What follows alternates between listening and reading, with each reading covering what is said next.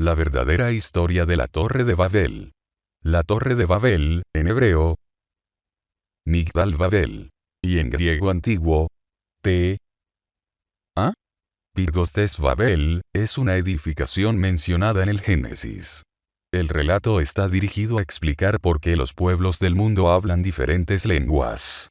Según la Biblia, la humanidad quedó casi extinta después del diluvio universal, fue gracias al arca de Noé en la que Noé y 7 integrantes de su familia sobrevivieron a la catástrofe. Los descendientes de Noé, como únicos seres humanos del planeta, se desplazaron hasta la llanura de Senar, Babilonia. Todos hablaban un solo idioma, y decidieron construir una torre tan alta que llegara al cielo. El Dios de Noé, Yahvé, al observar la edificación decide que los habitantes hablaran diferentes lenguas y así abandonaran la construcción y se esparcieran por toda la tierra. Génesis 11. GN 11, 1. Era entonces toda la tierra de una lengua y unas mismas palabras. GN 11, 2. Y aconteció que, como se partieron de oriente, hallaron una vega en la tierra de Shinar, y asentaron allí. GN 11, 3. Y dijeron los unos a los otros: Vaya, hagamos ladrillo y cosámoslo con fuego. Y fueles el ladrillo en lugar de piedra, y el betún en lugar de mezcla. GN 11, 4. Y dijeron: Vamos, edifiquémonos una ciudad y una torre, cuya cúspide llegue al cielo. Y hagámonos un nombre, por si fuéremos esparcidos sobre la faz de toda la tierra. GN 11, 5. Y descendió Jehová para ver la ciudad y la torre que edificaban los hijos de los hombres. GN 11, 6. Y dijo Jehová: He aquí el pueblo es uno, y todos estos tienen un lenguaje. Y han comenzado a obrar, y nada les retraerá ahora de lo que han pensado hacer. GN 11, 7.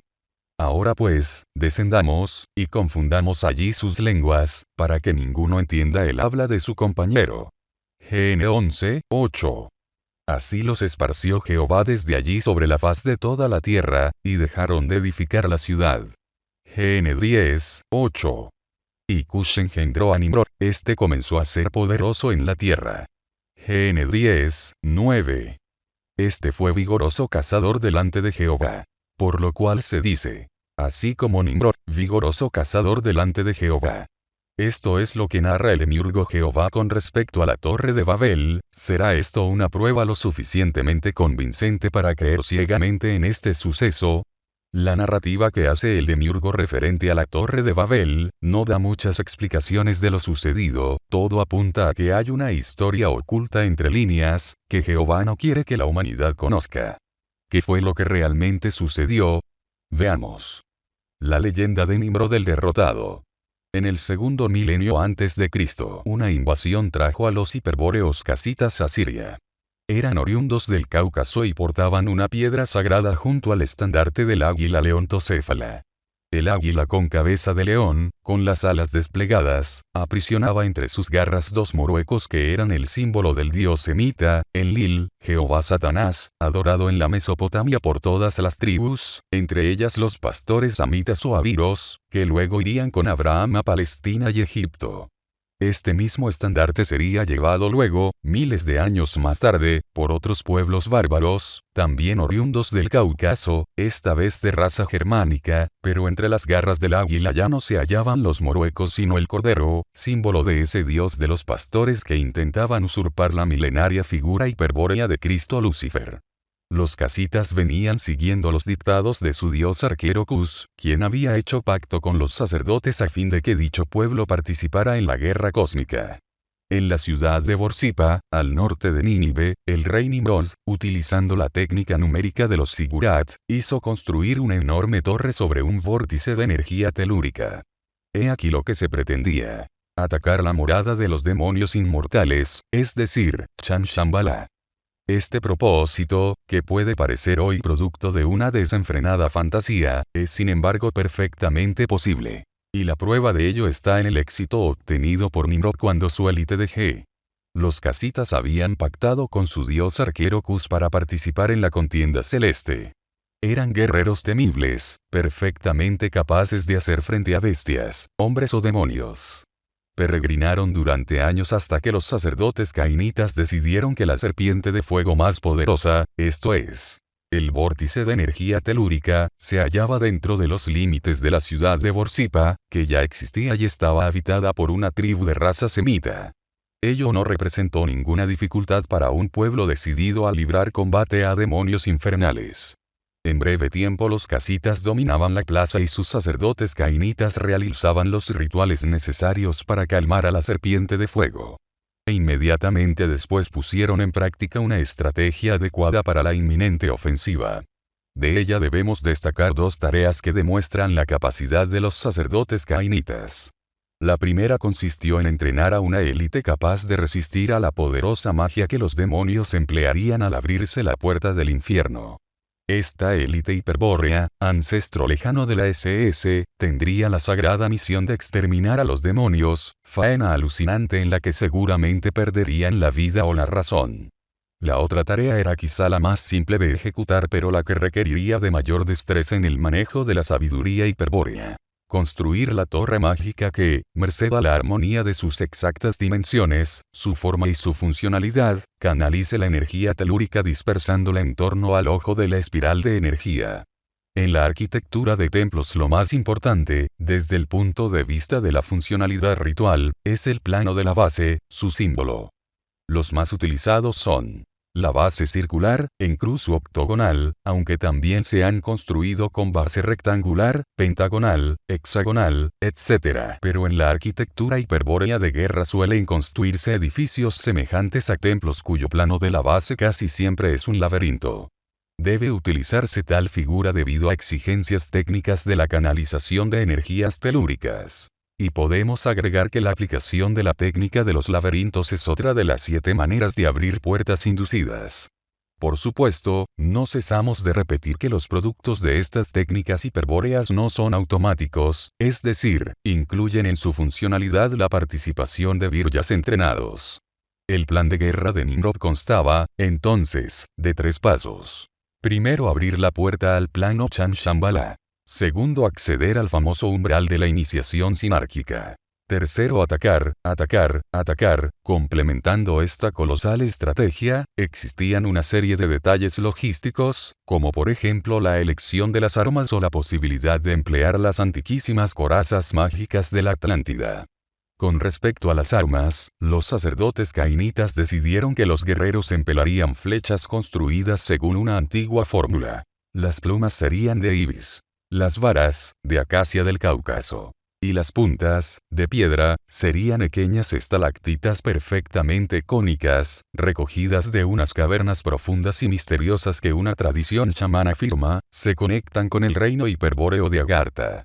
En cuanto a las corazas mágicas es fácil figurarse hoy, a la luz de la moderna tecnología electrónica, cómo sería un campo electrostático precipitador de materia envolvente de todo el cuerpo. Sin embargo, esta coraza electrónica, llamada mágica en la época de Nimrod, era una defensa común en los días de la Atlántida, hasta unos 12.000 años atrás.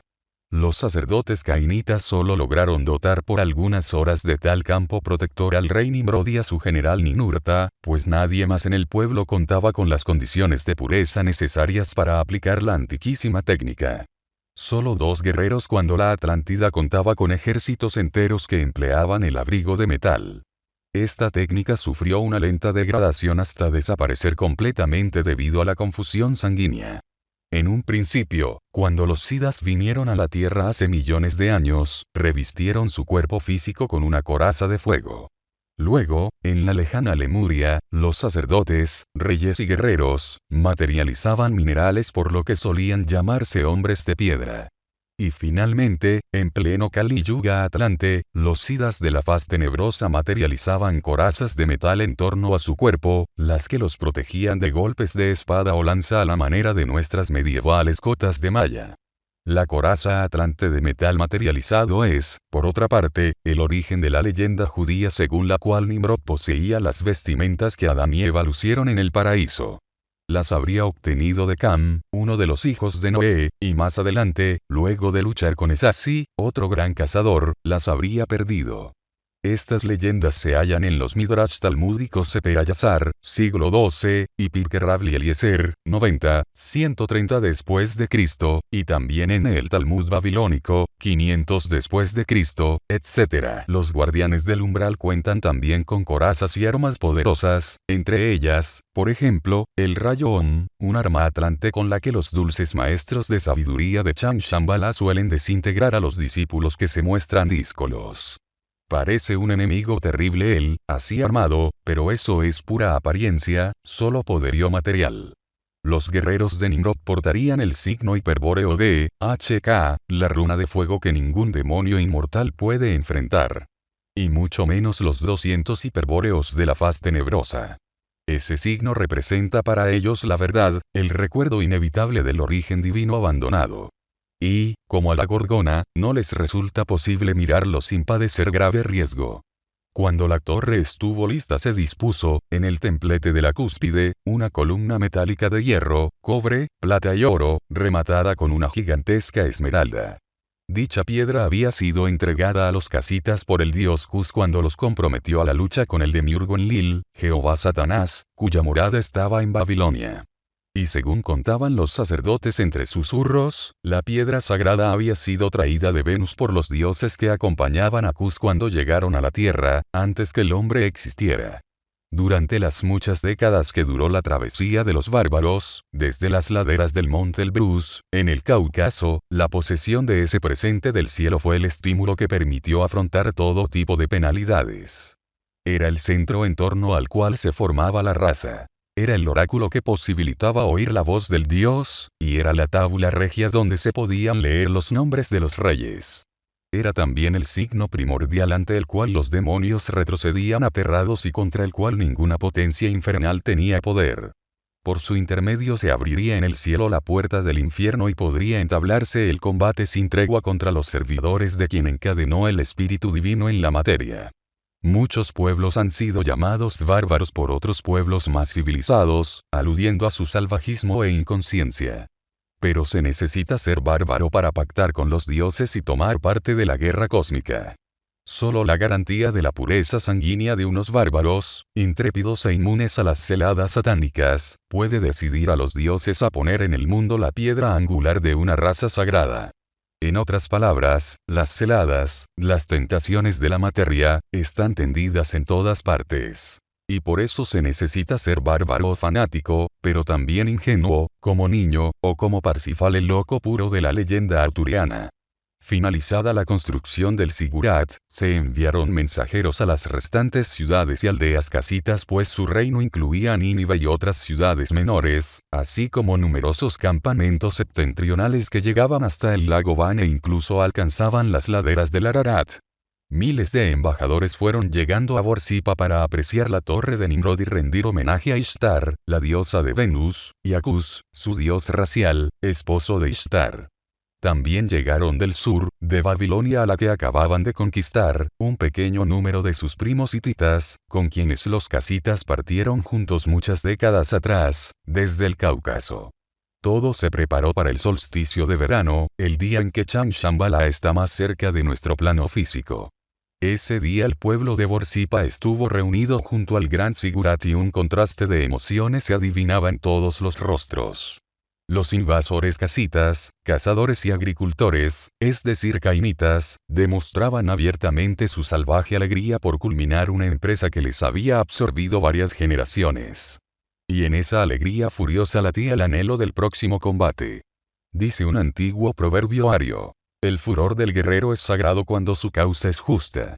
Pero si esta sed de justicia le lleva a enfrentar a su enemigo, 1000 veces superior, entonces necesariamente debe ocurrir un milagro, una mutación de la naturaleza humana que lo lleve más allá de los límites materiales, fuera del karma y del eterno retorno. Leónidas en las Termópilas ya no es humano. Será un titán, un dios, pero jamás un hombre común. Por eso el pueblo de Nimrod en su furia santa presentía la próxima mutación colectiva.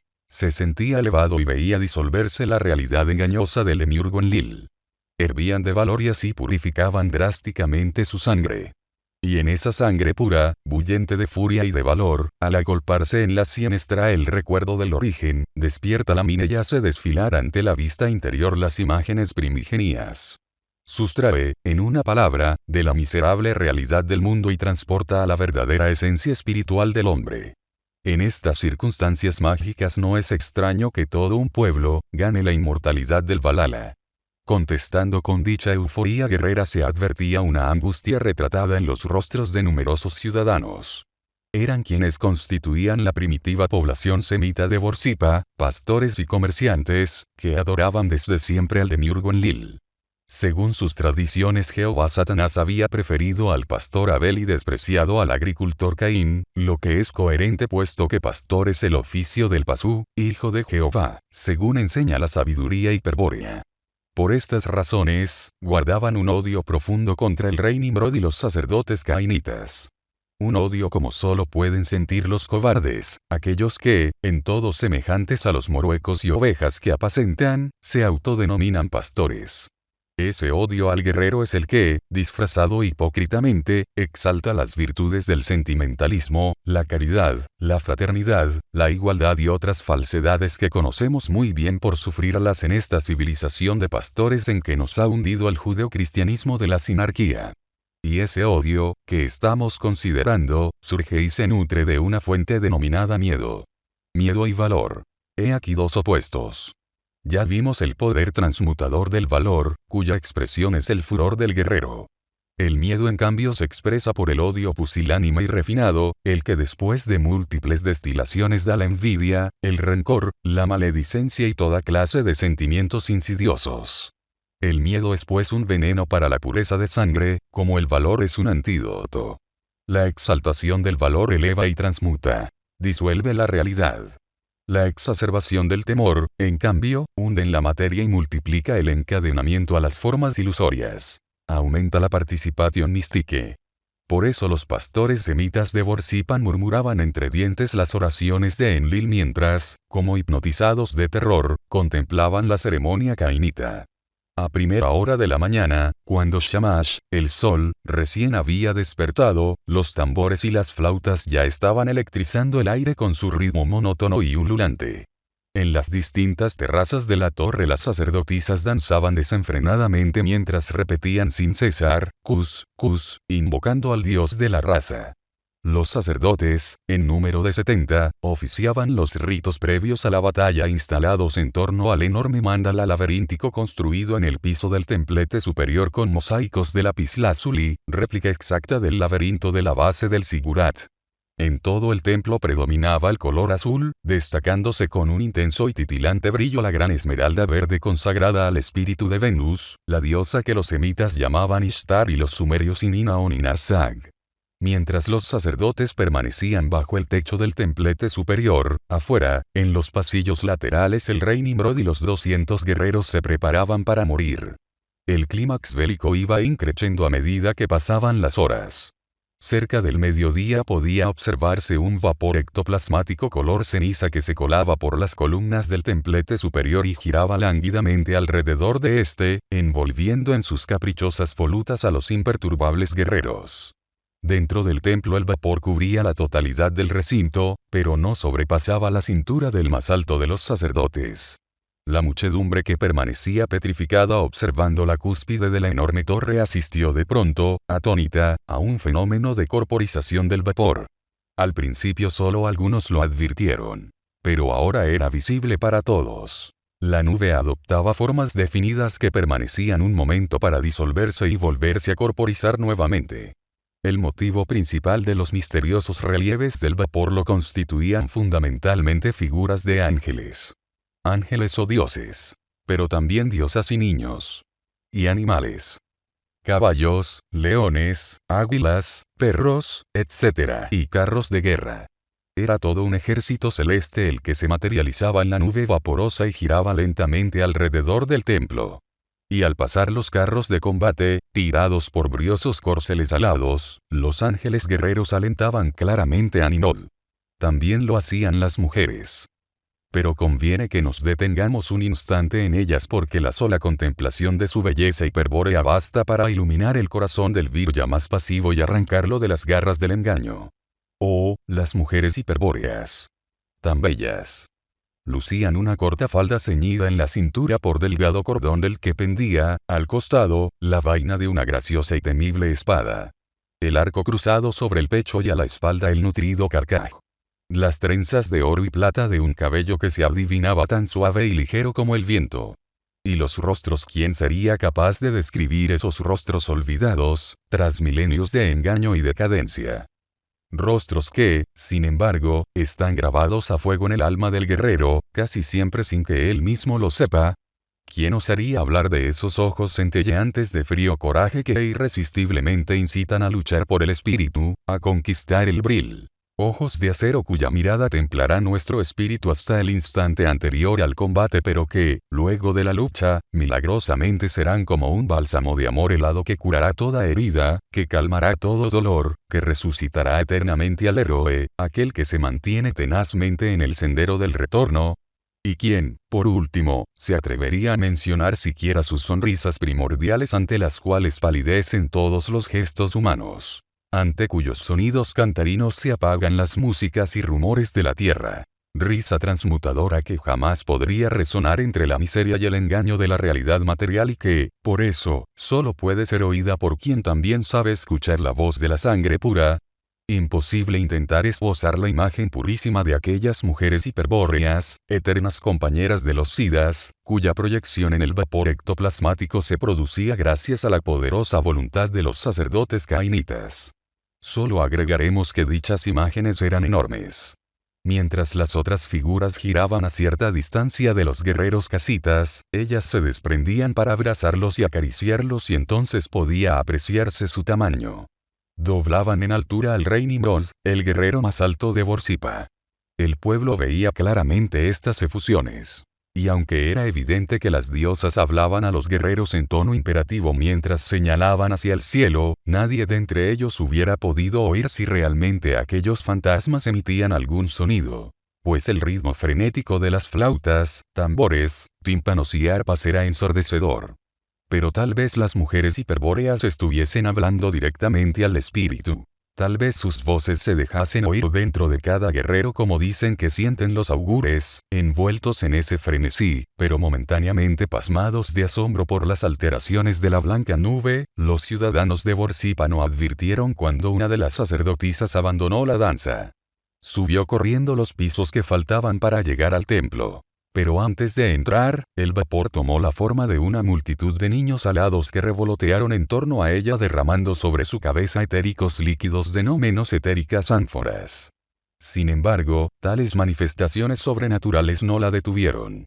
Ungida de pies a cabeza por los graciosos querubes, avanzó resueltamente e ingresó en el templo. Los 70 sacerdotes, al advertir su irrupción, cesaron todo canto, toda invocación. Y volviéndose hacia ella, la miraban fijamente. Al fin la sacerdotisa detuvo su ligero paso adelante de la entrada al laberinto y, sin decir palabra, tiró de un cordón y dejó caer su túnica, quedando completamente desnuda, salvo las joyas. Estas eran sumamente extrañas. 4 pulseras de oro serpentiformes, que llevaba arrolladas una en cada tobillo y una en cada muñeca. Un collar semejante a las pulseras. Una tiara tachonada de piedras lechosas y opacas. 2 pendientes y 2 anillos serpentiformes, y una piedra roja en el ombligo. De todo el conjunto, lo que más impresionaba por el exquisito diseño y la habilidad de los orfebres, eran las pulseras. Cada una daba 3 vueltas. Las de la pierna y brazo izquierdo con la cola de la serpiente hacia afuera y la chata cabeza hacia el interior del cuerpo. Las pulseras enrolladas en la pierna y brazo derecho, mostraban a la serpiente como saliendo del cuerpo. En el collar, la serpiente apuntaba con su cola hacia la tierra y la cabeza, extrañamente bicéfala esta vez, quedaba justo bajo la barbilla. Todas las serpientes tenían unas pequeñas piedras verdes incrustadas en los ojos, y el cuerpo labrado y esmaltado de vivos colores. Al ver estas maravillosas piezas de orfebrería nadie habría sospechado que eran en realidad delicados instrumentos para canalizar energías telúricas. La muchacha es de una belleza que quita el aliento. Podemos observarla mientras recorre con paso seguro el laberinto que parece conocer muy bien, pues casi no se distingue del piso, bajo la densa nube de vapor ectoplasmático. Si llegase a equivocar el camino, si diese con una valla, sería tomado como mal augurio y debería suspenderse la operación hasta el siguiente año. Pero la sacerdotisa no vacila, tiene abiertos los 1000 ojos de la sangre y ve allá abajo, en la base de la torre, como la energía telúrica, cual irresistible serpiente de fuego, también recorre el laberinto resonante. Y todos confían en ella, en la terrible misión que ha emprendido. Que comienza allí pero se prolonga en otros mundos. Confían porque es una sacerdotisa maga, nacida quinta en una familia de sauríes, de sangre tan azul que las venas quedan dibujadas como árboles túpidos bajo la piel transparente. Todos piensan en ella mientras recorre el laberinto cantando el himno de Cus. Los sacerdotes contienen la respiración mientras las esbeltas piernas de la sacerdotisa recorre con destreza los últimos tramos del mosaico laberinto. Ya está por llegar a la salida. Ha triunfado. Pero ese triunfo significa la muerte, según veremos enseguida. Justo al final del laberinto se halla la columna de piedra y metal a donde refulge con raro brillo la esmeralda hiperbórea. La sacerdotisa se detiene frente a ella y, elevando los ojos al cielo, asciende los 3 peldaños que conducen a la base de la columna, la cual es de baja altura pues la esmeralda apenas llega al nivel de su pubis. Cosa curiosa. La esmeralda ha sido tallada en forma de vagina, con una hendidura central, la cual es posible ver pues se halla en la faceta superior, la que se encuentra enfrentada con el techo del templo. Por el contrario a la sacerdotisa, a pesar de hallarse desnuda, no es posible observar su sexo porque un pliegue de carne le cubre el bajo vientre, absolutamente lampiño. Esta característica física, que hoy en día solo conservan las mujeres bosquimanas, es la prueba más evidente de su linaje atlante hiperbóreo. Las mujeres Cro-Magnon poseían una pollera natural de piel y las princesas egipcias de las primeras dinastías también, como pueden comprobarse en numerosos bajorrelieves. La sacerdotisa ha recorrido el laberinto, ha guiado a la serpiente hasta el templo superior y la ha conducido a través de la columna de piedra y metal. Ahora su íngira cabeza comienza a presionar bajo la esmeralda hiperbórea encendiéndola mágicamente y bañando de luz verde el enorme recinto y a todos sus ocupantes. Afuera, el retumbar de tambores y flautas ha adquirido un ritmo tan rápido y una intensidad tal que resulta imposible pensar o hacer otra cosa que no sea contemplar el Sigurat, el templo de la cima, rodeado por Nimrod y sus arqueros. Estos últimos, mientras tanto, observan a través de las columnas la escena interior, invisible para el pueblo reunido junto a la base del Sigurat. Es ya el mediodía, el momento preciso en que Shamash se halla en lo alto.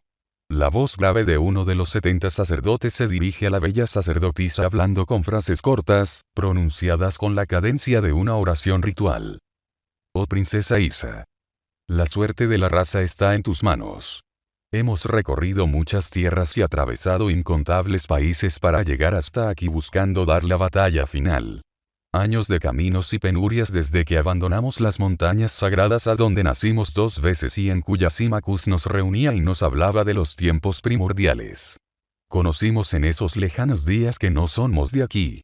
Y, luego de recordar nuestro divino origen, ¿cómo podíamos permanecer allí, engañados por él, el anciano Enlil? Sí, todo se envileció ante nuestra vista. Los campos se agostaron súbitamente, las flores tornaron horrible su perfume, y el calor de Shamash ya no nos pareció bueno. De pronto vimos las espigas raquíticas y hasta las montañas perdieron su imponente altura.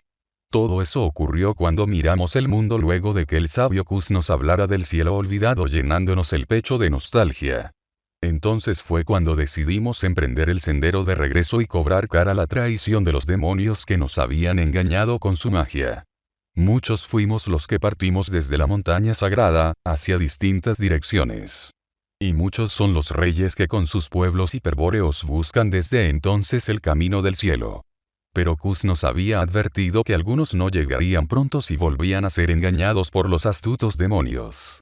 Mas a nosotros nos dirigió certeramente porque no tenemos otro fin que conquistar el cielo. Nos guía el invencible Nimrod a quien él teme porque su sangre es pura, tan azul como el mar y tan roja como el amanecer de Shamash. Somos un pueblo valeroso como el león y volamos alto como el águila, pero nuestro ojo es agudo y nuestras garras despedazan al enemigo. Somos un pueblo duro que no conoce el perdón y no da tregua en la lucha. Nos conduce Nimrod, arquero como no hay otro en la tierra. Las estrellas lo dibujaron cazando en el cielo. Llevamos con nosotros la piedra verde de Cus para que no volvamos a perdernos. ¿Qué más podemos pedir? Apártense, demonios infernales. Porque ha aquí un pueblo despierto a quien no podrán atemorizar ni engañar jamás. En guardia, demonios malditos. Porque se ha levantado una raza indómita que os presentará combate a muerte. Hoy el camino ha llegado a su fin. Atrás ha quedado el gran mar Kash y el país de Kashsu. Sepultados en las rutas holladas quedaron nuestras mujeres y niños, nuestros ancianos y los mejores guerreros. Todos han caído por la gloria de Cus y por seguir al heroico Nimrod, el jefe que nos conducirá a la victoria, en este o en otros cielos. En Borsipa hemos acampado, para construir la torre más alta del mundo y domar a la serpiente de fuego. Como nuestro Sigurad no hay otro ni en Babilonia ni en Asur, ni en el lejano Egipto, ni en la tierra de los arios. Desde que el diluvio cubrió la tierra y castigó a los demonios que habitaban las islas de Ruta y Daitia no se ha visto otra torre igual. Los dioses se alegran por nosotros y los demonios nos temen. Cuánto hemos trabajado para construirla. Oh Isa, este esfuerzo no debe ser vano. La sacerdotisa se hallaba en el mismo sitio, parada frente a la esmeralda de Cus, guardando respetuoso silencio mientras sus ojos bellamente rasgados se mantenían fijos en el sacerdote. Este continuó con su monólogo. Hemos venido hasta aquí a morir luchando y tú, dulce princesa, has elegido morir primero para abrirnos la puerta del cielo. Castigaremos a los demonios y vengaremos tu muerte, divina Isa, hija de la serpiente de Venus. Palideció visiblemente la hermosa sacerdotisa cainita. Sin embargo sus ojos brillaron fieramente mientras de su boca brotaban estas valientes palabras.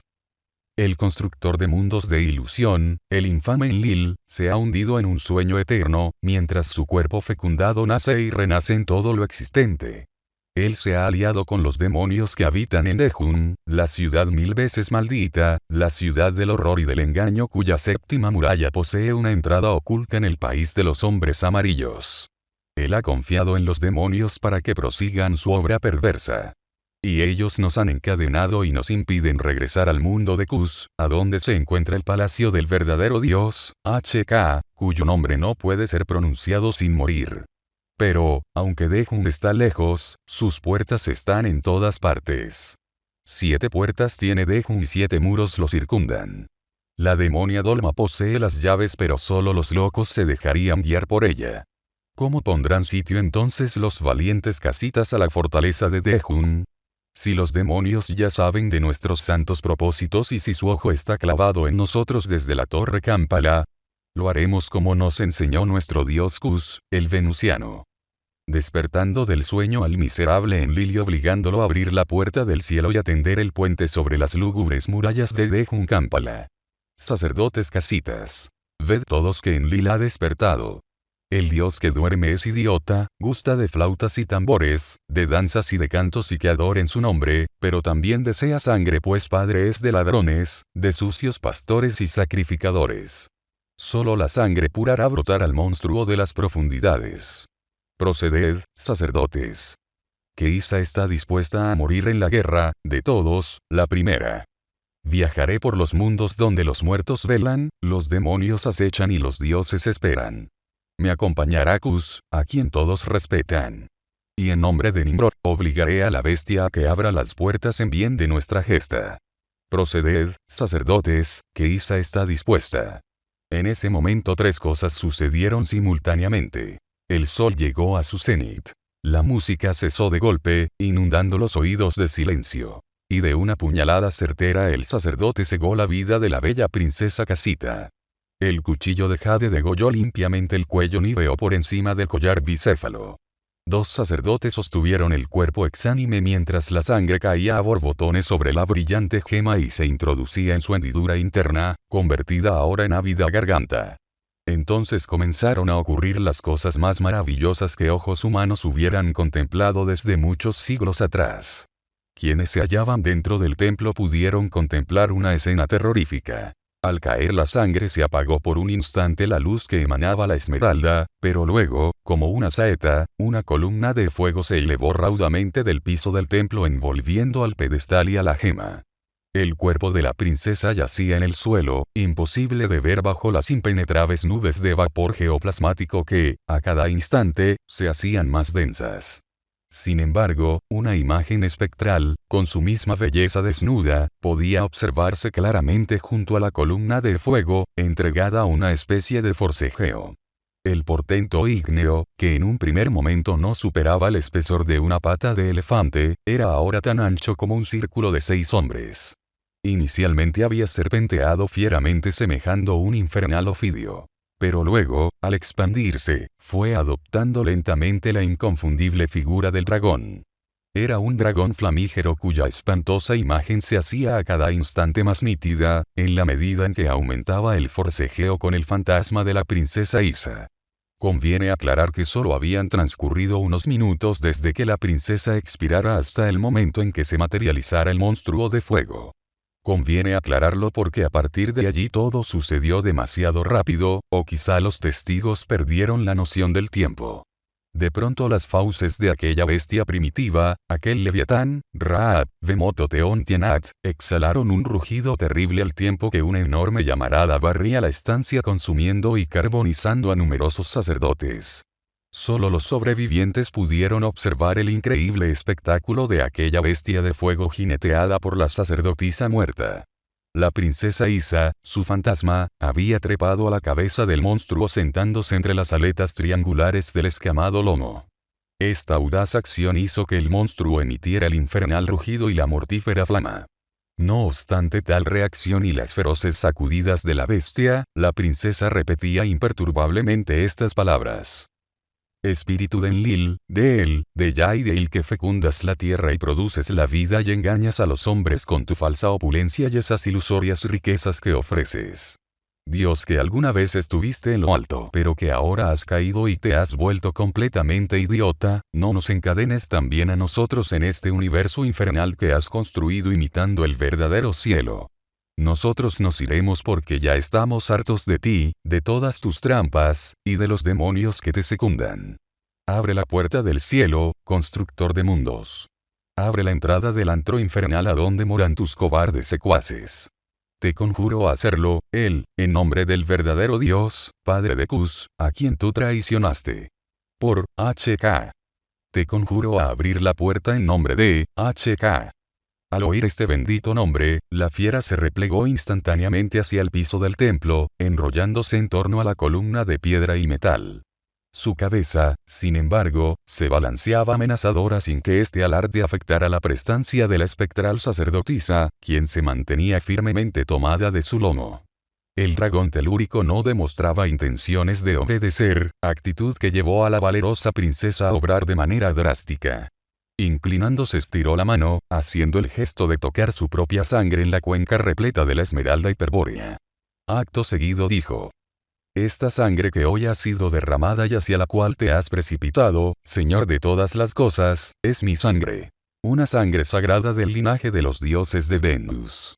En ella está el recuerdo de nuestro origen celeste y del verdadero Dios, HK. Con su sustancia he untado mis dedos y ahora trazaré en tu frente el signo primordial de HK. Ante él no existe defensa. Te conjuro a que abras la puerta, Enlil, rey de los pastores, por el nombre de HK y su signo sagrado. La princesa dibujó rápidamente un símbolo en la frente del monstruo. Y he aquí que el prodigio mayor aún no había sido alcanzado. La horrible criatura de fuego se disparó hacia arriba, como un resorte, atravesando el techo del templo y llevando en su testa a la bella jinete. Quienes estaban afuera, en los pasillos del Ziggurat y alrededor de su base, aún hacían silencio. Pues solo habían transcurrido unos minutos desde que cesara la música, y porque los terroríficos rugidos que emitía el monstruo, invisible para ellos, bastaban para silenciar cualquier garganta. En el momento que la princesa dibujaba el signo primordial y el dragón se elevaba, un grito de espanto brotó de todas las bocas. Justo sobre el templo, a no mucha distancia de su techo, el cielo se corrió como si se hubiera rasgado una tela. Una negra abertura era ahora claramente visible para todos los que presenciaban el extraño fenómeno. Y lo más curioso y anormal era que el tenebroso agujero ocultaba totalmente al sol, a pesar de que éste, por hallarse mucho más alto, debería verse desde algún ángulo lejano. Sin embargo, nadie vio más al sol, aunque su luz seguía iluminando el mediodía como si estuviera en su cenit. Es comprensible que, sometidos a tan intensas emociones, nadie se preocupara por la suerte del sol, pues, en tanto que el terror había paralizado a los cobardes semitas, los casitas aullaban de furia elevando los puños hacia el cielo. Es que el espectáculo era impresionante y justificaba cualquier distracción. El monstruo de fuego, luego de que la puerta del cielo se abriera, se había transformado totalmente. En un primer momento pareció como si la espantosa cabeza se hubiese introducido en la tenebrosa abertura, ya que solo era visible un cilindro resplandeciente, como un haz de fuego, que surgía del templo y se internaba en las alturas. Pero pronto fue evidente que una metamorfosis estaba ocurriendo. Y al cabo de unos segundos, un nuevo prodigio se ofrecía a la azorada vista de los habitantes de Borsipa. Primero se tornó bulboso y se cubrió de protuberancias, mientras cambiaba de color y se teñía de marrón. Luego, muy rápidamente, los bulbos se extendieron hacia afuera y se transformaron en afiladas ramas cubiertas de agudas púas y de algunas hojas verdes. Apenas unos segundos después, era un gigantesco árbol de espino el que se erguía, insólitamente, sobre el sigurat del rey Nimrod. Desde la base de la torre solo se veía parte del tronco y del follaje superior, pues la copa parecía perderse adentro de la puerta del cielo, mientras que la raíz permanecía oculta a la vista, en el interior del templo. Pero lo que vale la pena destacar es que, no bien se completó la metamorfosis, desapareció todo vestigio de fuego, energía o plasma, y el fenómeno se estabilizó, no produciéndose más cambios. Parecía entonces como si el árbol espino hubiese estado siempre allí, si no fuera por la siniestra rasgadura del cielo que sugería atrozmente todo tipo de anormalidades y alteraciones del orden natural. Pero nadie dispuso del tiempo suficiente como para horrorizarse. No bien se hubo abierto el cielo, dos figuras corrieron velozmente hasta la última rampa, la que conducía a la terraza del templo, y ya allí, tensaron los arcos apuntando hacia el umbral. Eran Nimrod y Ninurta, el rey y el bravo general, los únicos guerreros que poseían la coraza de metal y que, por eso, avanzaban primero, protegidos por la élite de arqueros. El rey y el general apuntaban sus arcos hacia las tinieblas de la abertura tratando de distinguir un blanco. Cuando súbitamente dos figuras emergieron blandiendo sendas espadas. Los demonios, con aspecto de hombre de raza blanca, de 5 codos de alto, parecían flotar en el aire. Pero de alguna manera obtenían punto de apoyo pues lograron descargar sus espadas sobre los heroicos arqueros. Las hojas relampaguearon al surcar el espacio, pero rebotaron sin penetrar en las corazas de Nimrod y Ninurta. Sin embargo, el impacto hizo a estos rodar aturdidos por el techo del templo, que hacía las veces de última terraza. Una lluvia de flechas se abatió entonces sobre los demonios inmortales y, aunque muchas de ellas rebotaron en sus corazas, otras tantas penetraron acribillándolos. Cayeron los gigantes malheridos junto al rey Nimrod, quien rápidamente los decapitó, enarbolando sus enormes cabezas ante la enfervorizada muchedumbre. Mientras el rey Nimrod hacía esto y luego arrojaba hacia la multitud el sangriento techo, el general Ninurta, acompañado por parte de la élite guerrera, comenzó a trepar por el árbol enlil que unía el cielo con la tierra. Por primera vez en miles de años un grupo de viryas hiperbóreos se aprestaba a tomar por asalto a Chan Shambhala. Rogamos al lector nos permita hacer un alto en el relato, para que podamos expresar en un poema lo que pasa por nuestro espíritu al evocar la última gesta maravillosa de aquel pueblo hiperbóreo que sabía lo que hacía en medio de un mundo que era pura confusión. Luego retomaremos nuevamente el relato en el preciso momento en que los guerreros de Nimrod se apretaban a invadir el umbral de la iniciación sinárquica. Valerosos guerreros casitas. Vuestra hazaña iluminará eternamente a todos los pueblos hiperbóreos que decidan tomar el cielo por asalto y regresar al origen primordial del que Jehová Satanás nos ha privado. Porque ellos combatieron a los demonios y despertaron del gran engaño, pero hasta ahora nadie ha logrado igualar la gloria de Nimrod, el derrotado. Por eso los que aquí quedamos debemos intentarlo nuevamente junto a Cristo Lucifer, el enviado. el dios de los que pierden durante el Kali Yuga y sus monjes guerreros, los siddhas hiperbóreos que esperan el momento designado en que 12 hombres de la sangre más pura, se reúnan al final del Kali Yuga en suelo americano. Entonces el Graal será encontrado y luego de 1000 años de traiciones caerá la venda de los ojos, despertando. La puerta nuevamente será abierta y Chan Shambhala con sus demonios será definitivamente aniquilado. Pero hasta ahora nadie ha logrado igualar la gloria de Nimrod, el derrotado. Es cierto que pocos lo intentaron. Algunos íberos, algunos celtas, troyanos, aqueos, dorios o romanos, muchos godos y muchos germanos. Pero nadie hasta ahora ha logrado igualar la gloria de Nimrod, el derrotado. Tal vez en Monsegur los cátaros o los caballeros teutones de Federico II o Stauffen, o el más grande de todos, nuestro Führer, con su eje mágico y un pueblo valeroso que ante nada retrocede. ¿Acaso él como nadie la ha buscado?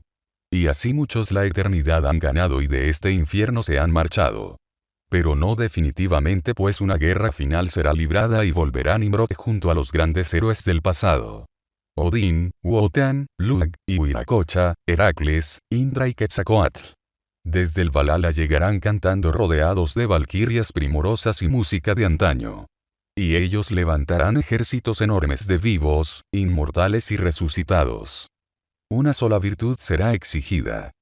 Se llama honor y dignifica al Virya que del engaño ha despertado. La lucha será definitiva y el demiurgo y sus huestes, derrotado, liberará al fin a los espíritus inmortales que de Venus habían llegado para que regresen a donde Dios espera, en un mundo que no se ha creado. Y a partir del universo de materia, de la locura, el mal y el gran engaño, los que regresan cantarán a coro las hazañas de Nimrod, el derrotado. Prosigamos ahora con el relato. El árbol Enlil poseía ramas espaciadas y rectas, que en realidad eran enormes púas. De modo que podía treparse por ellas como si se tratase de una gigantesca escala.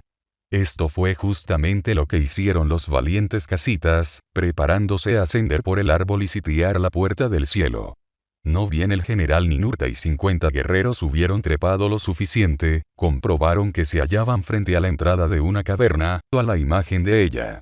Saltaron audazmente del árbol, sin saber aún si podían hacer pie en el misterioso mundo al que entraban por la puerta del cielo, y se hallaron en un suelo claramente rocoso. Algunos miraron hacia atrás, arriba, y vieron al árbol que se perdía en insondables alturas. Y también el borde de un abismo, a pocos codos de donde estaban parados, por el cual se distinguía, a muchos pies de distancia, el techo del templo de donde emergía el gigantesco tronco. El Sigurat. Los hombres del pueblo reunidos en torno y el perímetro amurallado de la ciudad de Borsippa. Contrastando con la intensa luz exterior, a donde todavía seguía siendo mediodía, una suave penumbra reinaba en aquel sitio al que habían arribado. Sin embargo, había suficiente luz como para distinguir los detalles de la siniestra caverna. Se veían 7 escalones de piedra y, a partir del último, un pasadizo que se perdía en la distancia. Pero sobre la entrada, siguiendo la curva de su arco, estaban clavados 7 estandartes triangulares. Cada uno llevaba una misma leyenda, en otras tantas lenguas diferentes. En su propio idioma casita pudieron leer: no oséis poner los pies en este umbral si antes no habéis muerto a las pasiones y a las tentaciones del mundo. Aquí solo se llega para renacer como iniciados en la Hermandad Blanca. Pero para obtener tal privilegio es necesario morir primero. Adeptos. Si aún estáis vivos, si la llama del deseo primordial aún arde en vuestros corazones, si conserváis el recuerdo y alimentáis el propósito, entonces huid, mientras estéis a tiempo.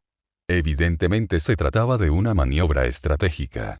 La leyenda, aparentemente destinada a presuntos adeptos a la iniciación, tenía por objetivo desconcertar y provocar la duda a los intrusos. Sin embargo, lejos de lograr estos fines, el mensaje arrancó instantáneas carcajadas en los guerreros casitas. Por el árbol espino venían ya trepando Nimrod y Ninurta, seguidos por otra escuadra de arqueros. Pronto estuvieron reunidos y como nada ocurría, se dispusieron a ingresar en la infernal caverna. Isa, Isa. Comenzó a llamar a gritos el rey Nimrod, alarmado por la ausencia de la sacerdotisa a quien nadie había vuelto a ver desde que el dragón se elevara hasta el cielo.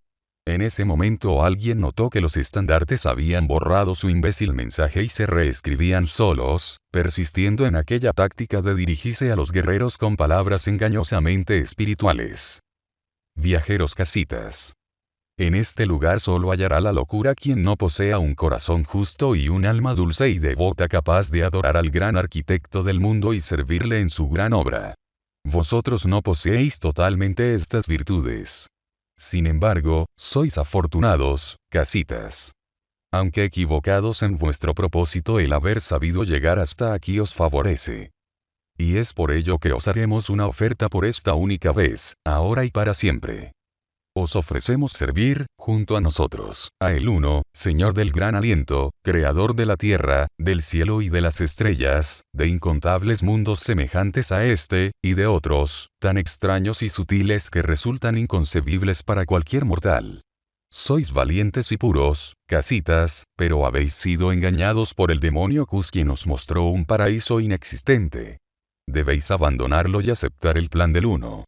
Os ofrecemos ahora pasar las pruebas y servir al Dios Uno a nuestro lado. Pensadlo bien, casitas. Habéis matado a 2 de nuestros Iwanakim, los sagrados guardianes del umbral, y eso es grave, por lo cual deberéis purgar. Sin embargo, aún os ofrecemos servir en las filas de la fraternidad, al único Dios.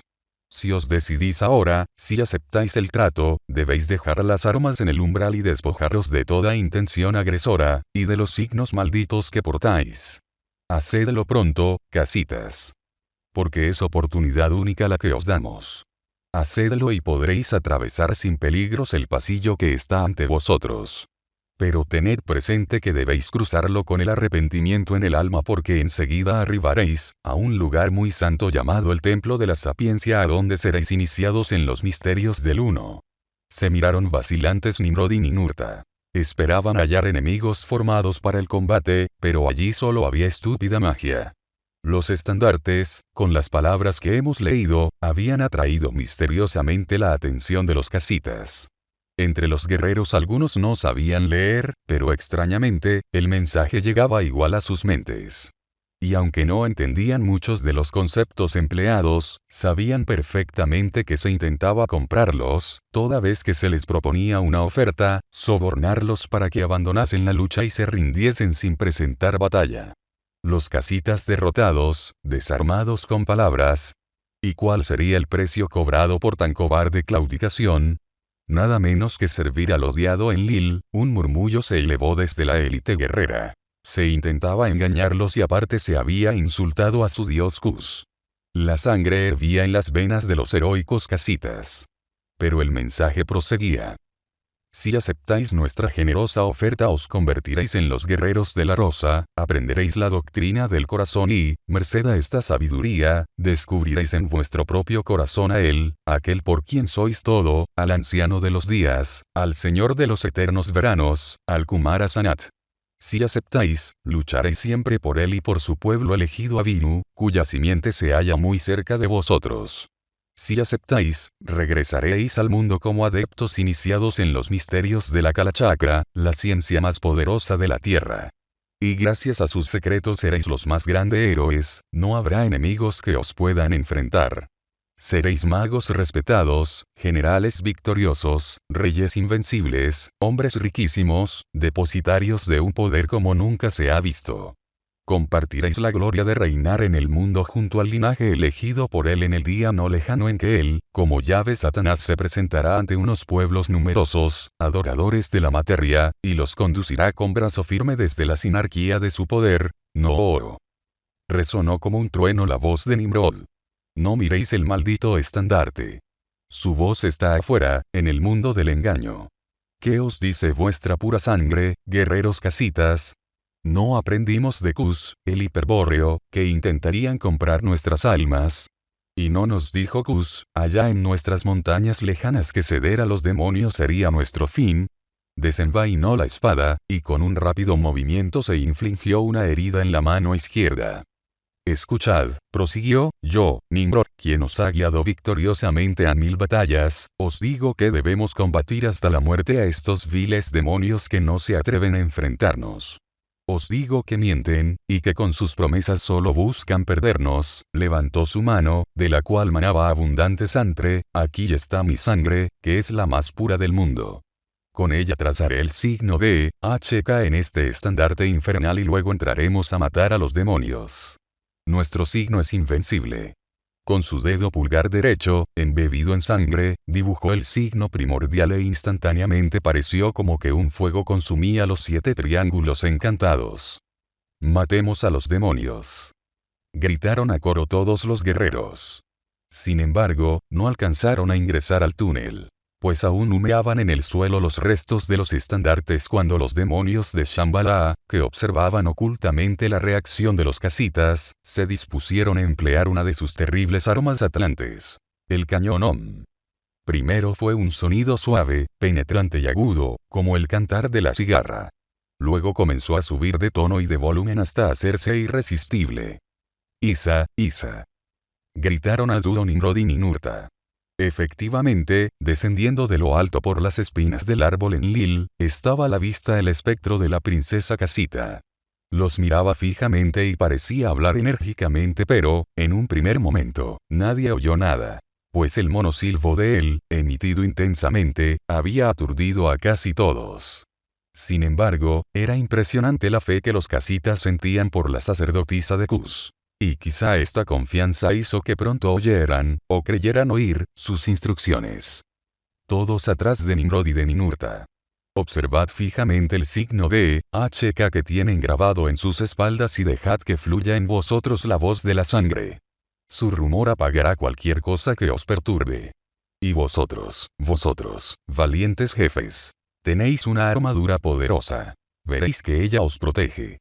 Miradme a mí y confiad, que pronto cesará vuestro dolor. Dando un salto hasta el rey y el general, la sacerdotisa puso sus manos en la cabeza de nuestros héroes, produciendo la exaltación de una como aura brillante en torno de sus cuerpos. Esta operación produjo un evidente alivio. Pues un segundo después, ambos estaban maldiciendo, aunque no lograban aún oír sus propios juramentos. Mientras en el cielo ocurrían los sucesos que acabamos de narrar, abajo, junto al Sigurat, el resto del pueblo vivía curiosas experiencias. Cuando Nimrod arrojó las cabezas de los demonios, la algarabía fue muy grande. Y pocos minutos después las mismas pendían ensartadas en sendas lanzas. Estas cabezas eran bastante más grandes que la de un hombre normal, aunque no llegaban a doblarle en volumen. Los cabellos rubios y largos enmarcaban un rostro cuadrado, de ojos rasgados y negros y enorme nariz ganchuda. La boca era de labios carnosos, detalle que se apreciaba perfectamente pues los demonios carecían de barba. Las picas fueron clavadas frente a la imagen de Cus, mientras las sacerdotisas transportaban los enormes cuerpos para proceder, ante el dios de la raza, a arrancar el corazón de los demonios. Una sacerdotisa hizo la abertura en el blanco pecho y extrajo el corazón que, curiosamente, se hallaba en el lado derecho del pecho. Luego quitó el órgano al otro demonio y, hecho esto, elevó las sangrientas vísceras en las manos para que todos las vieran. Y aquí ocurrió un enésimo prodigio pues, al contacto con el aire, los corazones se transformaron en flores, con el consiguiente espanto por parte de la muchedumbre integrada por muchas mujeres y niños. Eran 2 rosas rojas con un trozo de tallo espinoso cada una, pero nadie las reconoció, pues todavía no existían las rosas sobre la tierra, y es probable que aquellas fueran las primeras que veían ojos humanos desde el hundimiento de la última Atlántida. La sacerdotisa las arrojó despectivamente a los pies de Cus y todos regresaron junto al Sigurata donde, en ese mediodía interminable, se erguía el gigantesco espino. La élite de 200 arqueros habían trepado ya por el espino Enlil y penetrado en la negra abertura. Quedaba alrededor del Sigurat el resto del ejército casita. La infantería, los zapadores, los lanceros y auxiliares, y numerosos arqueros que no pertenecían a la élite. También estaban varias escuadras de guerreros de otras ciudades que habían venido a Borsipa como escoltas de embajadores y sacerdotes. Y todos levantaban el puño hacia el cielo y gritaban: Cus, Nimrod. Alentando a su, ahora, invisible rey y deseando íntimamente recibir la orden de trepar por el espino para colaborar en la lucha. Varios príncipes y jefes militares estaban junto a las tropas, pero nadie se hubiese atrevido a dar ninguna orden sin recibir antes señales de Nimrod o Ninurta. Acompañaba la gritería de las tropas un coro de mujeres y niños, que componían el resto del pueblo. Pero los pastores semitas Avinu, por supuesto, continuaban atemorizados, invocando en voz baja a Yah, el Enlil, su amado demiurgo. Y las sacerdotisas, que tímidamente primero y luego con cierta urgencia, habían subido hasta el templete superior para indagar sobre la suerte corrida por los 70 sacerdotes, comprobaban que todos habían perecido. Y por eso lloraban a gritos y maldecían al siniestro espino. Pues los sacerdotes que no murieron calcinados cuando la terrible lengua de fuego abrazó el templo, estaban ahora ensartados en gruesas y largas púas que cubrían prácticamente la totalidad del recinto azul. El pueblo casita había perdido a la élite de sacerdotes cainitas. Su suerte estaba ahora solamente en manos del rey Nimrod. A todo esto, el sonido del cañón comenzó a invadir el ámbito de la ciudad. Y pronto se hizo tan insoportable que muchos caían al suelo desmayados de dolor. Una nueva nube de vapor geoplasmático, ahora brotando del suelo de Borsippa, comenzó a invadirlo todo. La niebla subió hasta una altura igual a la mitad de un hombre y cubrió a los que cayeron sin sentido. Los primeros en rodar, casi instantáneamente, fueron los semitas. Hombres y mujeres. Niños y ancianos. Todos cayeron rápidamente fulminados por el penetrante sonido. Y a continuación ocurrió, quizá, el penúltimo gran fenómeno de ese día glorioso. De pronto, tan misteriosamente como se había formado, la niebla comenzó a disiparse dejando al descubierto a numerosos hombres y mujeres que yacían tendidos en el suelo o que intentaban levantarse. Pero el prodigio era que los semitas, en su totalidad, habían desaparecido. Y el sonido diabólico, el monosílabo de él, también cesó en ese momento. Los casitas, al comprobar que los semitas no estaban a la vista, pensaron que habían huido. Pues muchos de ellos eran sus esclavos o sirvientes. Y esta presunción aumentaba su furor. Pero los semitas no habían huido. Toda su comunidad experimentó los efectos selectivos del cañón cuyo sonido, convenientemente afinado, tiene la propiedad de producir la teletransportación. En lugares distintos, a muchas millas de distancia, se encontraron los pastores semitas al recobrar el conocimiento. Y si bien al principio maldecían a Nimrod y a su magia, atribuyendo a esta la culpa de sus involuntarios viajes, al tener noticias de la suerte corrida por Borsippa, agradecían a su Dios ya por haberlos salvado. Muchos despertaron en Nínive o en Asur. Pero otros fueron a parar a sitios tan lejanos como Ishbak, Peleg, Serug, Tazmor o Sinear.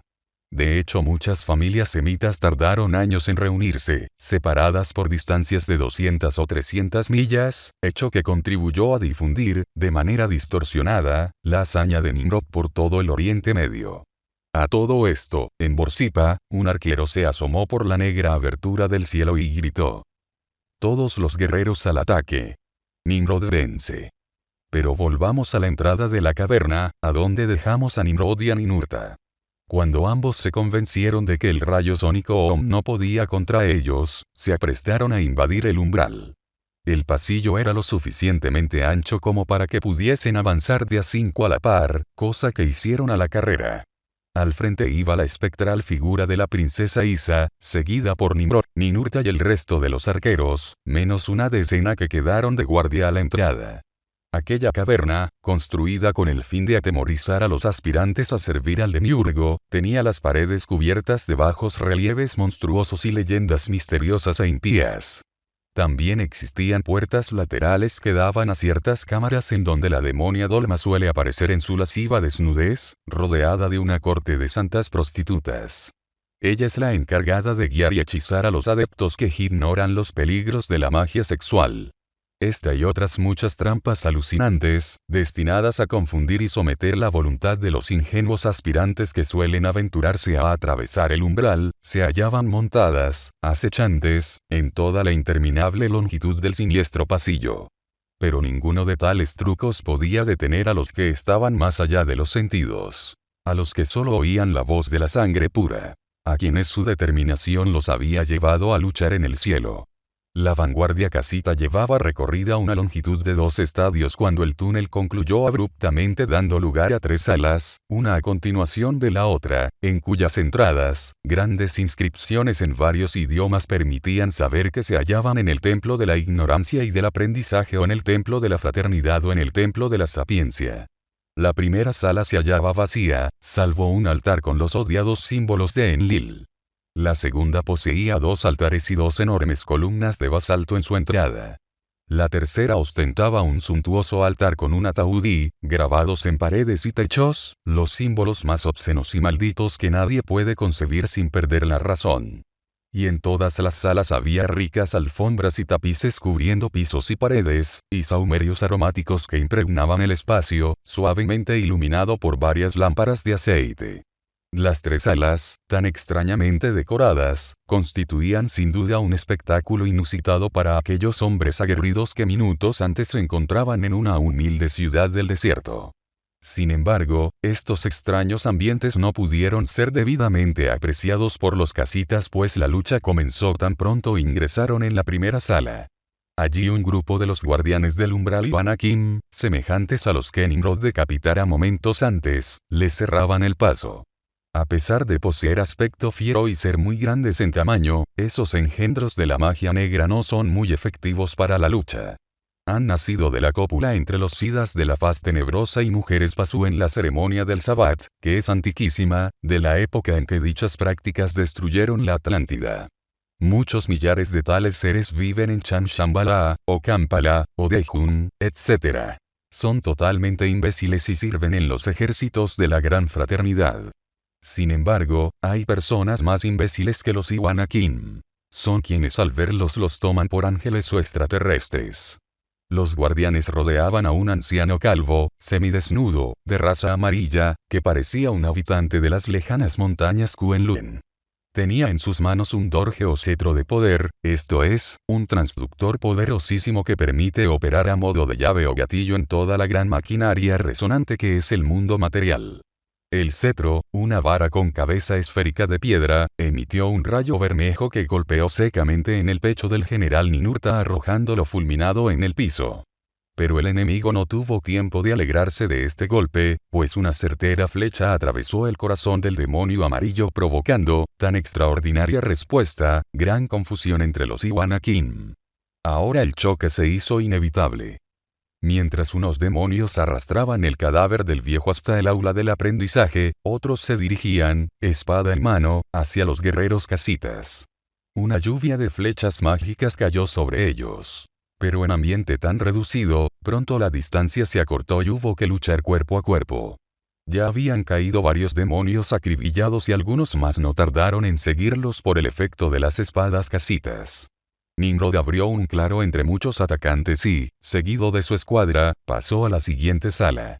Allí la lucha se hizo encarnizada, pues se veía que el número de demonios era muy grande. Pero Nimrod estaba enfervorizado.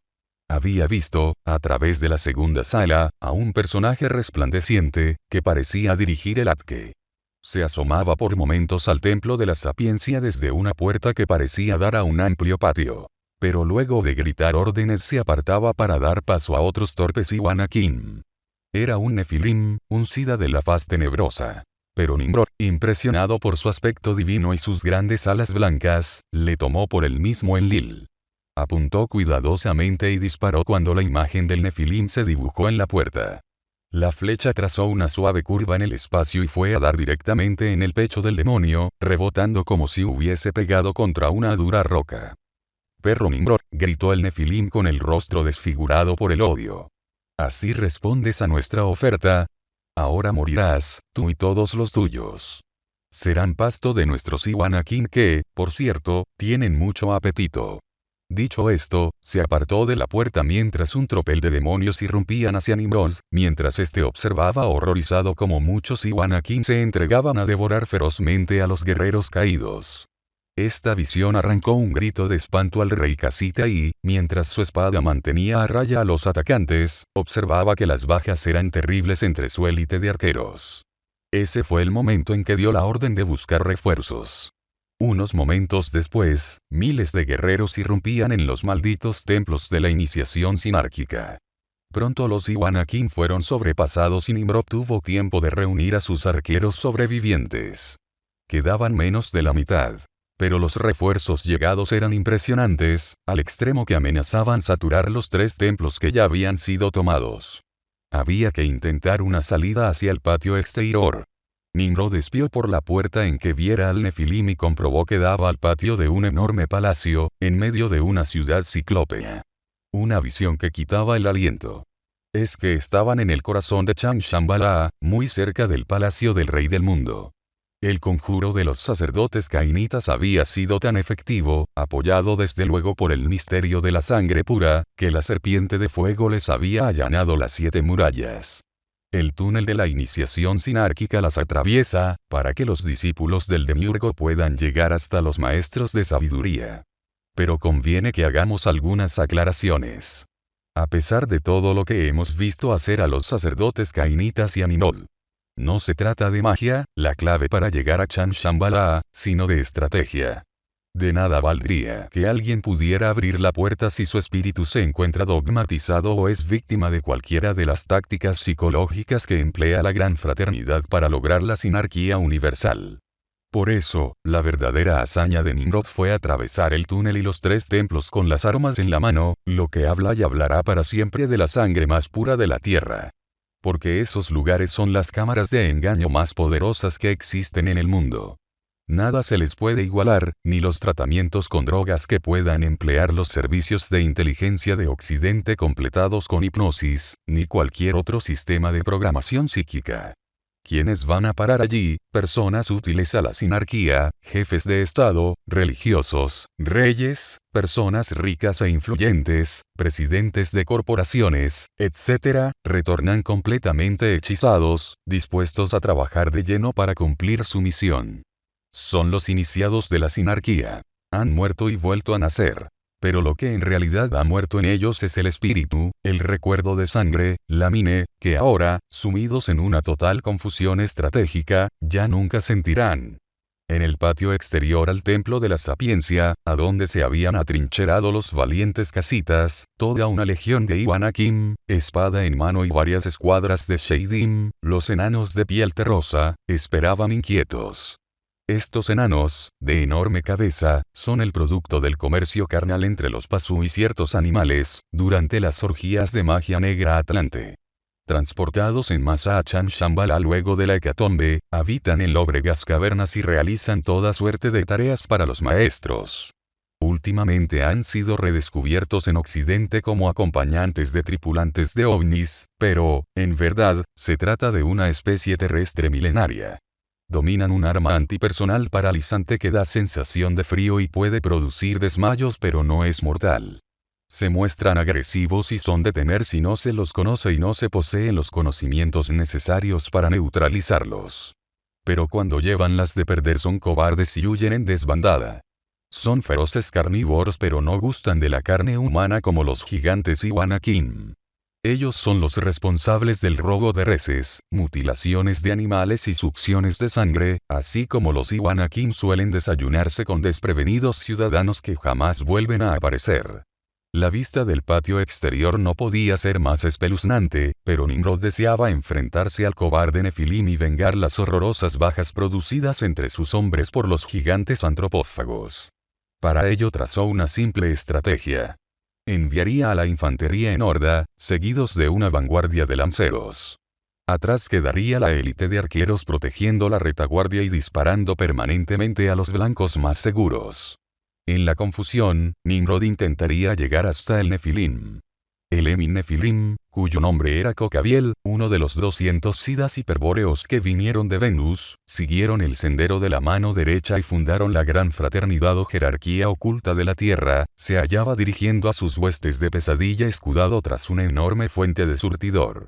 Su aspecto era deslumbrante, pues estos demonios son orgullosos y sienten placer por mostrar una apariencia bella, tratando vanamente de competir con Cristo Lucifer, Señor de la Belleza. Nimrod dio la orden de atacar y una horda de virgas casitas se precipitó contra la cerrada formación de los demonios. Los enanos dispararon sus armas de cinturón y produjeron algunos tropiezos entre los primeros guerreros. Pero pronto se vio que el ímpetu que llevaban haría imposible detenerlos de ese modo. Comenzaron a llover docenas de flechas al tiempo que chocaban las dos vanguardias, generándose una tremenda refriega. En ese momento Nimrod, que se había dirigido aparentemente en sentido contrario, cayó de dos saltos sobre Kokabie intentando degollarlo con un filoso puñal de jade. Esa arma, procedente de China, la había recomendado Isa como muy efectiva para batir a los demonios. Rodando en mortal abrazo dos sidas hiperbóreos, el blanco Nimrod y el tenebroso Kokabie jugaban sus inmortales e ilusorias vidas tratando de apuñalarse mutuamente. Era algo que no se veía desde 8000 años atrás. Pero sus cuerpos pertenecían a dos razas distintas. Kokabie era enorme, casi el doble de tamaño que el valeroso Nimrod. Y esta ventaja física, sumada a su odio que constituía una energía palpable, abrasadora, ponían en aprietos al rey Casita. «Muere, perro Nimrod», aulló el Nefilim, mientras presionaba el cuello del rey Casita, sorprendido en mortal llave de lucha. «Muere y regresa al mundo infernal de los humanos mortales». Comenzaron a crujir los huesos del infortunado rey. «Imbécil Nimrod. ¿Querías conquistar el cielo? El castigo será terrible. Te encadenaremos de tal forma que regresarás a la conciencia mineral o, peor aún, al mundo elemental de las larvas etéricas. Y tardarás milenios en quitarte la rueda del karma, maldito Nimrod. Y con tu pueblo haremos un escarmiento definitivo. Será borrado de la faz de la tierra. Pero tu derrota siempre será recordada por el linaje aviru de Yahvé». Crack, sonó lúgubremente el hipnazo de Nimrod al partirse. Ja, ja, ja, reía cínicamente Kokabie. Sí que te va bien ese nombre. Nimrod el derrotado. Así serás recordado, perro Nimrod. Ja, ja, ja, ha. Aulló horriblemente el Nefilim al advertir que el cuchillo de jade había penetrado hasta la empuñadura en su cintura.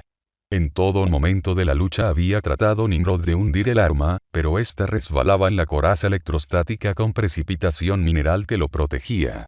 Al fin, cuando se sintió morir, difundió su conciencia en la sangre, a la manera hiperbórea, y dejó que el último esfuerzo de su brazo fuese guiado por los impulsos primordiales. Y entonces la mano, temiblemente armada, se disparó directamente a un punto de la cintura del Nefilim, justo sobre el hígado, a donde un vórtice de chakra generaba un punto débil en la armadura. Ahora Kokabie estaba muerto y nunca más viviría en este universo, tal el misterio que tratan de ocultar los demonios Nefilim de Chang Shambhala. Pero Nimrod agonizaba junto al gigantesco cadáver. Al caer Kokabie un súbito desconcierto se generó entre las huestes demoníacas. Sin embargo, las voces de otros cobardes Nefilim los incitaban a luchar sin retroceder. La matanza era terrible y la sangre cubría ya gran parte del patio, sembrado con cientos de cadáveres. Una escuadra de zapadores comenzó a incendiar los corredores adyacentes y pronto ardió el palacio que se hallaba, evidentemente, evacuado. En medio de la confusión algunos guerreros sentaron al rey arquero contra la rumorosa fuente y le vieron sonreír mientras el titilar de las voraces lenguas de fuego proyectaba sombras danzantes sobre su rostro. También le vieron hablar con el espectro de Isa. Y algunos hasta pudieron oír con claridad lo que decían. «Oh, Isa, ¿dónde has estado, princesa?» «Muy lejos, valeroso Nimrod», respondió la sacerdotisa muerta. «El monstruo de fuego en Lil me transportó fuera del mundo terrestre, hasta la casa de su amo Shamash, el sol. Allí vi una ciudad de fuego, con los demonios más infernales que nadie puede imaginar. Había 11 dioses semejantes en Lil. Y uno, oh Nimrod, que no puede ser descrito por ningún mortal sin correr el peligro de perder la cordura. El monstruo más espantoso y abominable que imaginarse pueda en toda una eternidad de locura. Y habitaba en Shamash. Y todo, oh Nimrod, todo lo existente, todo cuanto vimos aquí, en este infierno, y en otros muchos mundos que atravesó el monstruo, todo estaba vivo, palpitaba y era parte de él. Pero debes alegrarte, oh Nimrod, porque Niel pudo con el signo primordial de HK. Tórnate árbol. Le ordenó Shamash al monstruo en Lil, y confunden la gnosis primordial de tus frutos a ese signo que nos recuerda al incognoscible. De pronto, oh Nimrod, me hallé en la copa de un árbol espino que colgaba de negros abismos y llegaba hasta Shamash. comencé a descender y muchas criaturas infernales me acechaban, pero todas huían al comprobar que portaba el signo. Me encontraba muy preocupada pues debía cumplir la misión de hallar el sendero de regreso al origen, tal como nos fue encomendado por los sabios cainitas. Toda la esperanza de la raza estaba puesta en mí y no podía fracasar. Y para colmo de apremios percibía la voz de Shamash que hablaba al perro del cielo y decía: «Oh Sirio. Oh Sión. Oh divino Can. Tu nunca mancillada haz debe contemplar cómo los seguidores de Cristo Lucifer, el enviado del incognoscible, se alzan contra el plan del uno, desafían las leyes cósmicas y buscan abandonar el universo de los soles. Permitiremos nosotros, los arquitectos de todos los mundos, que los espíritus esclavos se liberen del yugo de los ciclos, de los manvantaras y los pralayas. Responde, oh tú, que vives en la paz del uno. Dinos si podemos aceptar que el ungido Lucifer, el Cristo, revele el misterio del Bril a los espíritus atados a la evolución de nuestras santas voluntades. Pues he aquí que el enviado se ha instalado en nuestra mansión y desde allí alienta la redención de la sangre pura. Ilumina el interior de los viryas como un nuevo sol que nadie ve, un sol negro que recuerda el origen divino del espíritu y despierta la nostalgia del regreso. ¿Permitiremos esta abominación, oh Sirio? Si ellos descubren el camino de regreso a los mundos increados, ¿qué será de nuestras cadenas planetarias, confiadas al desenvolvimiento dudoso de las mónadas? Debemos impedirlo. Oh Sirio Sión, perro del pastor uno que cuidas del rebaño cósmico, hunde tus dientes en la serpiente redentora y líbranos de su amenaza de liberación espiritual para que continúe eternamente la esclavitud de aquellos que son semejantes al incognoscible sin saber que lo son. Oh Nimrod, no temas. Exclamó la princesa al comprobar que el rostro del moribundo rey Casita se ensombrecía. Hemos triunfado, oh tú, el vencedor de Cocabiel. Mientras los demonios hacían oír sus blasfemas voces por todo el orbe, yo trataba de cumplir la misión de la raza. Hallar el sendero de regreso. Para ello concentraba mi atención en el sol negro, pues esa es la única manera de conservar la ventaja estratégica obtenida por la pureza de sangre, cuando una luz vivísima partió desde atrás de ese centro racial. Era un rayo verde, de una pureza inefable, que atravesaba el centro increado y revelaba, para nuestra estirpe, la puerta original de las mansiones perdidas. Oh Nimrod. En un instante todo se tornó claro, toda confusión se disipó. Ya no podría perderme jamás, porque ahora sabía que nunca nos habíamos extraviado, ni confundido, ni pecado, ni caído. Ni siquiera nos habíamos movido nunca, oh Nimrod. Al disiparse la totalidad del gran engaño he tenido la certeza de que ya no tendríamos que regresar, porque estábamos allí sin saberlo. Hemos conquistado la libertad del espíritu, valiente Nimrod. Y la posibilidad absoluta de ser nosotros mismos nuestra propia creación, de ser nosotros la matriz de nuestro propio parto. Es la voluntad del incognoscible, divino Nimrod, que lo podamos todo. Pronunció las últimas palabras la princesa Isa, acompañando el suspiro final del rey hiperbóreo. Ya poseía el secreto del retorno al descender del espino, cuando os vi en la entrada de la infame caverna iniciática. Pero era bueno para dar prueba de la pureza alcanzada por el linaje de Cus que se librara la batalla final entre los casitas de Nimrod y los demonios de Kampala de Jun. Para que perdure en la memoria racial de los viryas aún encadenados el recuerdo de esta hazaña y sea evocada al fin de la era del pez, cuando los 12 sidas recuperen la corona de Lucifer y despierten definitivamente a los pueblos hiperbóreos. Entonces caerá Chan Shambhala con sus demonios, y en un holocausto de fuego sin fin sucumbirá la maldita obra del demiurgo. Nimrod yacía muerto en Chan Shambhala. Junto a él, con una mueca de horror indecible en el crispado rostro, estaba el cadáver del Nefilim Cocabiel, quien había sido maestro de hechiceros y magos. Su ciencia había resultado inútil ante la tenaz decisión de los puros casitas.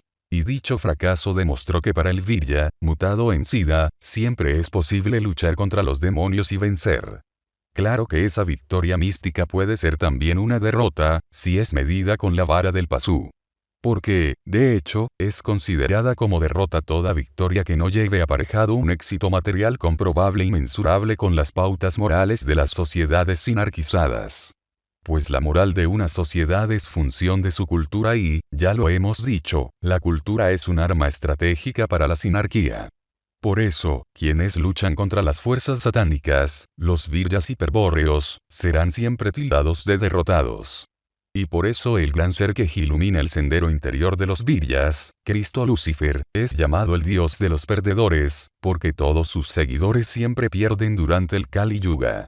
Yacía pues Nimrod, el derrotado, muerto en Chan Shambhala. Sus bravos casitas habían sido completamente exterminados en una vasta área de la ciudad maldita, hasta donde les condujo su furor guerrero. A la luz reverberante de los últimos fuegos podía observarse el osario espantoso en que se tornaron los templos y los patios. El primer palacio, llamado Mansión de los Manúes, a donde se depositaban los anales de las razas raíces y que era utilizado por los maestros de sabiduría para entrenar a sus enviados, fue reducido a cenizas.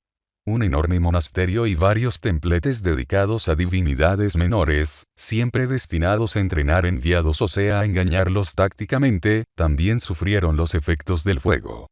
Comparado con estas importantes pérdidas, la resistencia ofrecida por los demonios había sido mínima. Solo arriesgaron su pellejo el vil Kokavier y el maestro chino que empleó el Dorje, limitándose a enviar contra los viryas casitas legiones de gigantes y wanakim y de enanos Shaidim. Como diríamos ahora, utilizaron una masa táctica compuesta de robots o androides. Es que ellos no pueden arriesgar sus vidas pues son muy pocos. Hace miles de años eran 200. Nimrod liquidó a uno, seguramente cueste creer que tampoco sean capaces de tanto. Pero debe pensarse que ellos poseen el apoyo de miles de maestros, o sea de iniciados Pasu de grado evolutivo superior, y cuentan con el dominio estratégico de la conciencia planetaria. Aquel mediodía interminable permaneció inalterable durante toda la batalla de Nimrod. Y podemos considerar su duración aproximada como de unas 12 horas. En el momento en que el rey Casita expiraba y se extinguía el combate en Chan Shambhala, el último prodigio sacudía a Borsippa. Habían ya subido al cielo todos los guerreros disponibles, más de 4000, incluyendo algunos visitantes. Y la ciudad presentaba entonces un extraño aspecto. Con esa muchedumbre compuesta mayormente de mujeres y niños que no cesaba de gritar, superponiéndose sus protestas a un fondo de música guerrera tañida por las sacerdotisas cainitas. Y esa torre imponente, erguida hacia el cielo en abierto desafío. Y ese árbol espino en su cúspide, ese árbol primigenio que simboliza la sublimación de la materia por parte de él y su encaje en las jerarquías cósmicas cuyo supremo regente es ese que se autodenomina uno. Y ese mediodía interminable sin la imagen de Shamash, verdad que Borsippa presentaba un raro aspecto en ese, su último día. Ya no había semitas en Borsippa. El linaje de Yah, la sangre de Abraham, los pastores Avinu, serían salvados. Pero tampoco había cobardes para huir cuando la lenteja plateada apareció en el cielo. Todos quedaron mudos de asombro mientras el gran ojo de plata emergía de entre una sospechosa nube.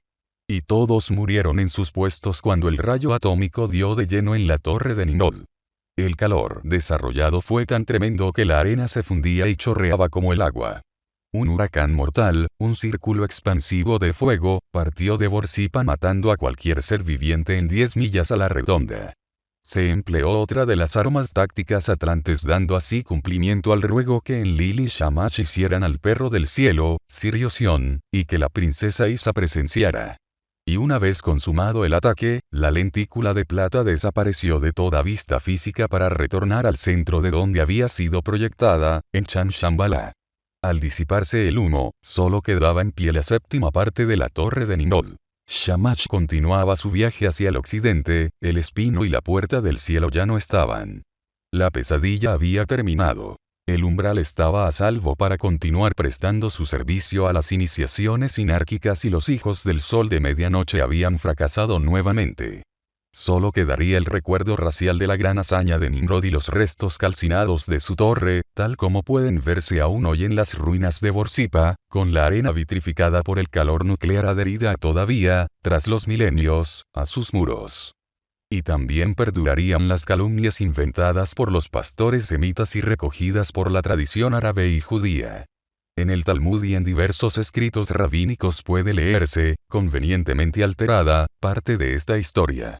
Se menciona allí a la torre de Nimrod desde la cual sus arqueros disparaban flechas al cielo, el orgullo luciférico del rey casita, su torre confundida con la de Babel, etc. También se han hallado tablillas de arcilla grabadas en escritura cuneiforme, que cuentan más objetivamente los hechos, y numerosos cudurros, piedras grabadas que solían colocarse en templos o como límites territoriales, con referencias a la hazaña de Nimrod.